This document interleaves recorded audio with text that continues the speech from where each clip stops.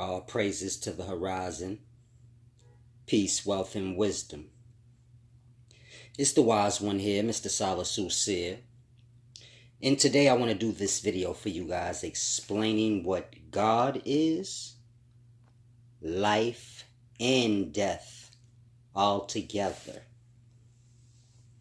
And so I want you guys to grasp. Now, the first thing we need to discuss is what is God. This would be the creator. Before we can get to life and death, so we have to deal with the start of creation. Whoever's responsible for that. And so I want to explain to you guys what God is, because this is the title that we kind of put on whoever is responsible for creation. Now, what is God? God is your unseen awareness, a mind or a conscious. I want you to grasp, if you feel like mind and conscious are two different things, cool. As humans, we tend to dissect things into many parts for understanding, but the more you engulf yourself in the wisdom, you will come to realize that all is one thing. And so, there's a duality, but that duality is truly just one thing. And so it's a very deep thing I want you guys to grasp. Now, what is God? God is the unseen awareness, consciousness, a mind. When I say consciousness, I am not speaking of your memories. Your memories are not consciousness. You can pull memory from a dead carcass. This is how we, find information out from the past. By, dealing with the dead body, researching it, so to say. And so, as I was saying, memory is not consciousness. Consciousness is awareness. Memory, you thinking thoughts, this is not conscious, but conscious is just the present, moving forward. It is not retaining thoughts and memory, and these things are a result of consciousness and awareness. Before you can have thoughts and memories, so you have to be aware. Now, what do I mean by aware? Imagine yourself with your eyes closed, your ears closed, you kind of have no space to move. Imagine yourself when you first wake up from sleep, before you open your eyes, before you even move. That is awareness. That is consciousness. And so I want you to think of consciousness in that way. Not your body. Try to separate the two. Not your body, but just you being aware. I don't want you to get lost and say, oh, okay, consciousness, like my memories or my thoughts. No. Like you not thinking of anything in the past or anything in the future, but you just presently existing, being awake, aware. This is the conscious mind, meaning this is God. That consciousness, no body, nothing, just conscious mind. And so I want you guys to grasp that consciousness does not belong to us. It uses us. The consciousness that we have, when we have it, is borrowed. As I just explained, consciousness, being aware, that's God. And so that borrows us. Or we borrow the conscious and the conscious uses us. If you're confused, when you fall into sleep, this is the consciousness or the awareness leaving you. And then it returns when you wake up in the morning.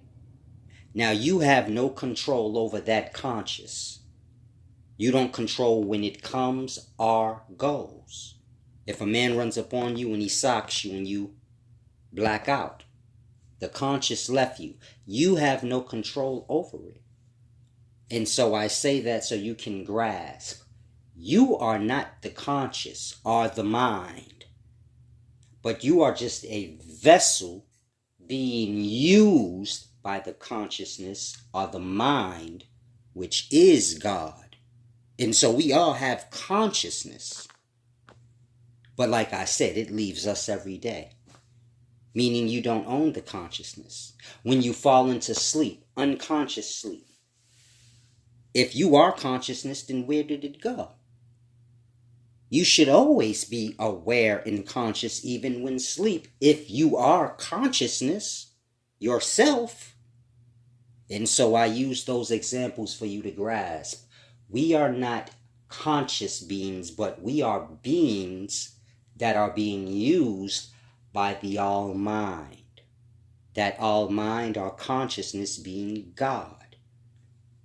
And so you can say every day the conscious uses us to experience. What experience is that? Whatever we choose to do. Meaning once the conscious is giving to us, we wake up, we're aware. You can do whatever you choose with the conscious. It's yours for the time, but it will be snatched back. And what was experienced will be had by the mind. And so when you're sleeping unconscious, you have no memory, no thought, none of that. That's all with the conscious. And so when you wake up in the morning, so your memory, your thoughts, all these things return. But again, when you are unconsciously asleep, you didn't exist. You weren't an individual. You didn't have thoughts. You were inactive. Consciousless. When I say conscious, I am speaking being aware. Not your thoughts and memories. These things will stay with the body. They belong to the body. But consciousness is just, it's always aware. There is no present, past. It's just aware. And so I want you guys to grasp. You have consciousness. And anything that's conscious, so that conscious that it has when it is not sleep, that consciousness is God. This is your unseen creator. And so I want you guys to grasp the difference between consciousness and you as an individual being or body. And so I want you guys to grasp. Now, God as the conscious mind. How can I explain this? In the voided beginnings, key word, voided in beginnings. In the voided beginnings, before anything existed, meaning bodies or anything, there was God, that mind, that consciousness. Now that consciousness, of course, is unseen, as consciousness is not visible. But the consciousness is unseen and active conscious, and it's unseen active conscious. So imagine you when you're sleeping unconsciously and when you're dreaming. Your body is not involved in neither. This is just mind at work. One being inactive in nothingness, the other being active, like dream. And so I'm trying to get you guys to grasp a perspective, that God is just mind. Before you had any bodies or anything, there was just God alone. God is consciousness, awareness. One side being inactive and unseen, the other side being active and unseen. And so this is the voided beginnings. This is God whole, the unseen God, masculine and feminine, together. Meaning you have a dual consciousness, but it's together. One is inactive or unconsciousness. The other one is active consciousness. Active consciousness, this is your masculine side of the conscious. The inactive side of the conscious, this is the feminine.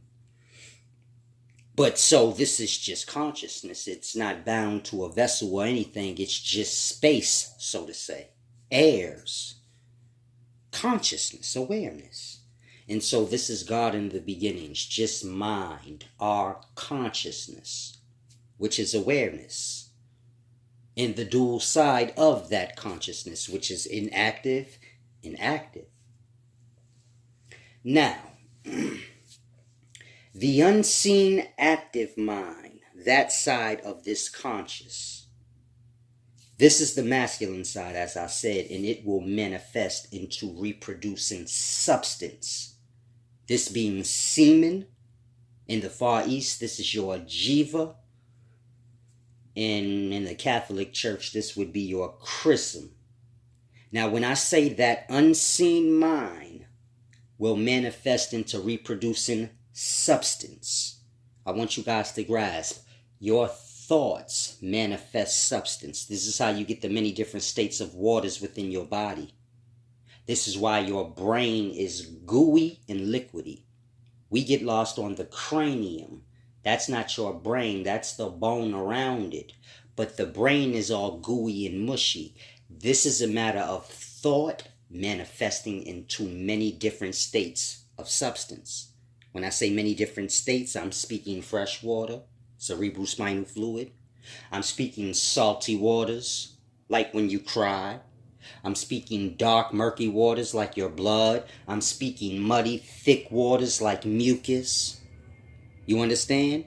And so our different states of thoughts are consciousness manifests substance. I'm giving you that reference so that you can grasp God being a mind and then manifesting into reproducing substance. You say, man, how can God, which is unseen, just appear as substance? No different than air, which is unseen, begins to condense into cloud, and then right out of thin air, you get substance. We call it water. That is that same mind manifesting forth into spirit, or substance. Why substance? Because substance is in between unseen and physical solidness.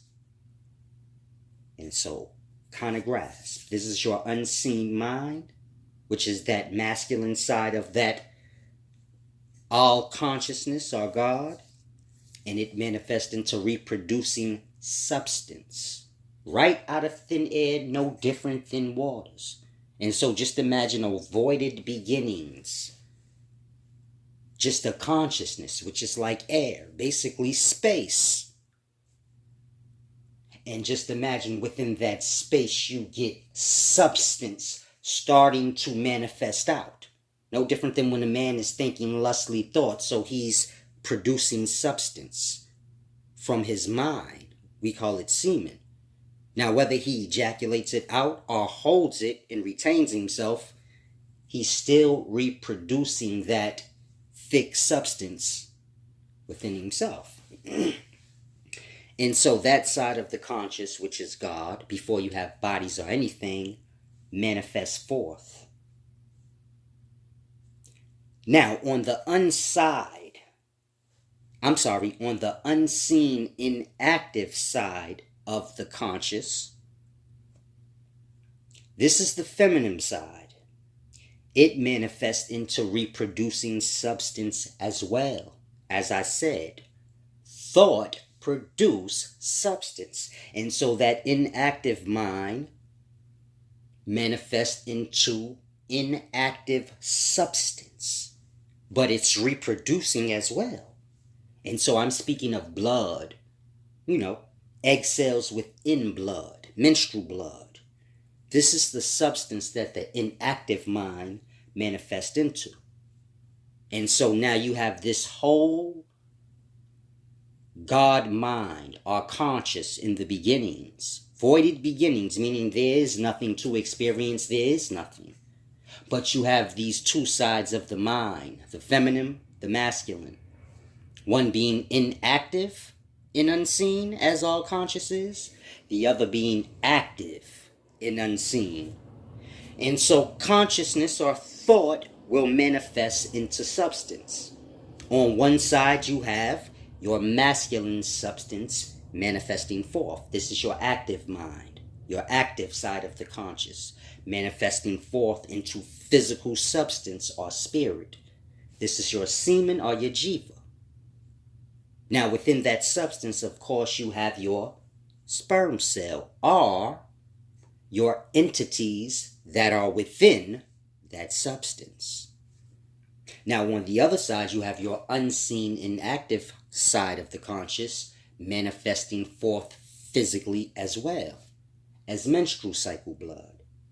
And so within the menstrual cycle blood, of course, you have your entities or cells as well. And so this is like your angels and jinn in the beginning, before you had physical bodies. If you were a Muslim follower, or you're a follower of Islam, in the beginning, Allah, when he was creating, life, he explained the jinn. And I guess Iblis was one of the jinn, and he called the angels in, the jinn. And so this is before physical bodies. And so I guess if you're a Islamic follower, you can use that as a reference to grasp what I'm saying. But these two unseen halves of this great mind manifest forth into two different spirits or substances. One being your dark, murky substance. This is your blood, your menstrual blood. The other being your light, thick substance, your milky honey. Of course, this being your semen. And so now you have your falling angels, I guess you can say, because whatever within that substance is no longer unseen, meaning the substance is no longer unseen. So it's separate from God, which is that unseen conscious. So it's the same with the menstrual substance. It is now seen, so it is separate from the unseen mind. And so I want you guys to grasp, I guess this is where you get your fallen angel talk and your jinn or demon talk. It's a matter of the two substances or spirit manifesting forth in what's within them. And so I want you guys to grasp, this is your active mind manifesting active life into reality, meaning that active mind manifesting into substance or semen. And you have your sperm cell or deity or cells within it. This is physical life manifested forth from that unseen. The inactive mind, so it's the same. It manifests forth the death reality, the inactive, the darker reality. This is your menstrual blood, your perishing life. Meaning the egg cells, the blood, it's getting pushed out. This is a sign of death. Blood. Semen, sperm cells are inactive, but you can't actually say they're dead because, once semen touches them, they're back to life. And so I want you guys to grasp from these two, meaning the inactive conscious manifesting forth into substance, and the active conscious manifesting forth into substance, those substances being menstrual blood and semen. From those two coming together, you get physical reproducing bodies now. See, first you had physical reproducing substance or spirit, meaning when these two opposite sides come together, you get reproduction. Now you have it all in the vessel, meaning when those two spirits or substances come together, you can say your dark side and your light side. You get physical reproducing bodies. Now these physical reproducing bodies are opposite of that voided beginnings. It's opposite of that consciousness, that mind, that unseen that it manifests forth from. So you can say God is that unconscious mind manifesting forth into many individual substances. Just look at it as ejaculation. Whenever someone ejaculates, but nobody's involved, meaning no vessels involved yet. Just semen manifesting from thought, like rain manifests from air, right in thin air, no different. And so the two substances are coming together, meaning the inactive substance, this your menstrual blood, that spirit, and your semen, the active substance, or mind, manifested forth. But they're separate from the unseen conscious because they're seen. The unseen conscious, the mind, which I said is God, it's whole. They are seen individual, meaning you got individual cells within the semen. You got individual cells within the menstrual blood, but these are individual spirits manifesting forth. You get it? And so you have individual spirits coming together, creating individual bodies, physical bodies. All these things are opposite of unseen consciousness.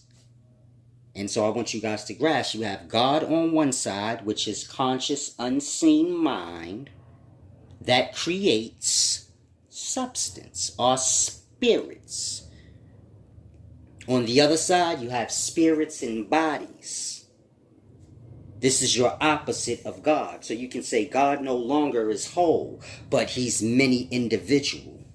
God is no longer unseen, that unseen consciousness manifests forth now being seen. And so I want you guys to grasp, no longer unseen, but it's physical, it's visible. It's no longer all-knowing, but it's unsure. All the individuals you see here, it's not God anymore, but it's unsure. No longer life, but death, because that conscious mind from the beginning, it wasn't dying or living, it was just aware. There is no dying or life. It's unseen awareness. It can create or not.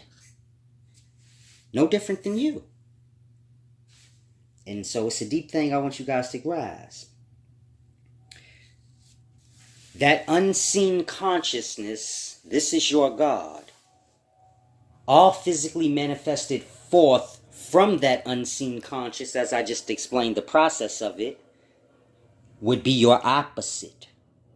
Meaning we are not whole in one, but we are many individuals. That's opposite of the voided beginnings, that mind or conscious, which is God. It's whole. It's all-knowing. We don't know anything. You get it? And so it's a deep thing I want you guys to grasp. The physical is the death or the Satan. The voided beginnings are the conscious mind that all the physical manifested from. This is your God. And so I want you guys to grasp. The conscious is not ours, but it uses us. Meaning the point is this. In the voided beginnings, the conscious, as I explained, which is God, no physicalness, just the voided beginnings, the consciousness split in manifesting to your dark substance. Of course, that's menstrual, and the entities within it. And it manifests into your light substance and the entities within it. Now, when they came together, being many physical, individual consciousness and spirit and body, when it comes together, so you get physical mind, body, and spirit. But this is opposite of that voided beginnings, meaning the life manifests forth and it's full. And so you have bodies perishing. The spirits are perishing. And the many conscious minds or personalities of these perished things are returning to that voided beginnings, making it no longer void. Hopefully you guys grasp.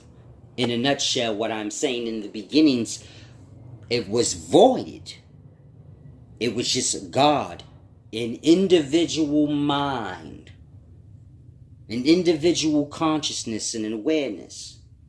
Dual-sided like all consciousness, meaning inactive, this is your sleep, and your active, this is being awake and aware. And so that's all there was God, which is this consciousness or mind, alone, aware. And so the same way a man thinks thoughts which manifest semen, imagine it no different with that conscious mind or God, actively thinking thoughts manifesting the substance, the semen or the spirit. And of course the inactive mind, it manifests physically as well, because this is one mind. You get it? And so now you have the life and the death reality together. Meaning the mind's not truly splitting, but when one side manifests forth, so the inactive mind manifests forth as well, because this is one being. And so when you get life full of all these individual beings, they live, they experience. Meaning they use the conscious to experience life. Many different perspectives, many different individuals. And they all die. And the personality of these individuals, the consciousness of these individuals, are returned back to that voided beginnings, making it full. This is the point of life. Life is going void, meaning what we call physical life is going void. Everything's dying.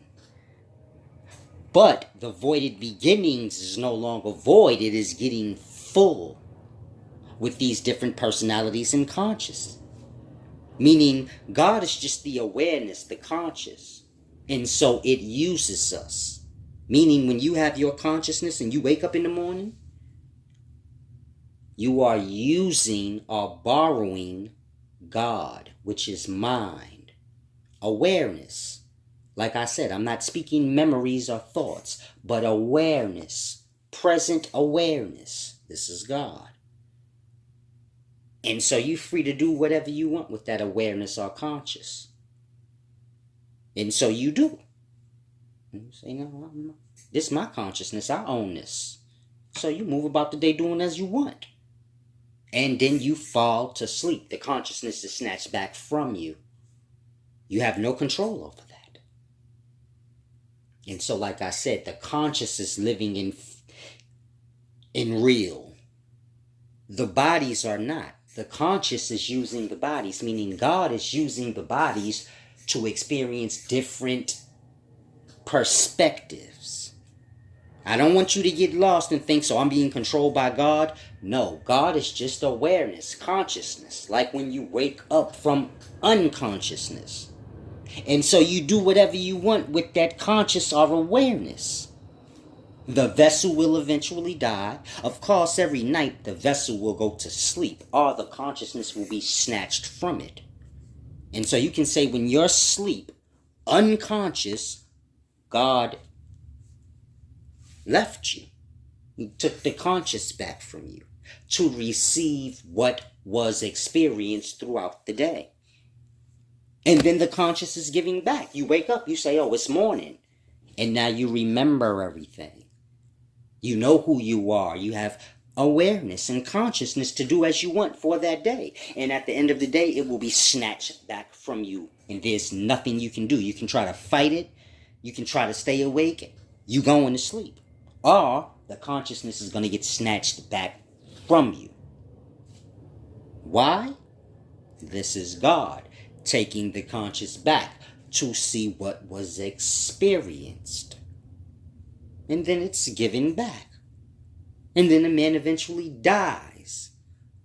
And so the spirit kind of lingers on and remains for a time. And so it's the same. The spirit sleeps, it wakes up. This is the consciousness. Still having perspective. Meaning this is still God using now the spirit body, which is left over for additional experience.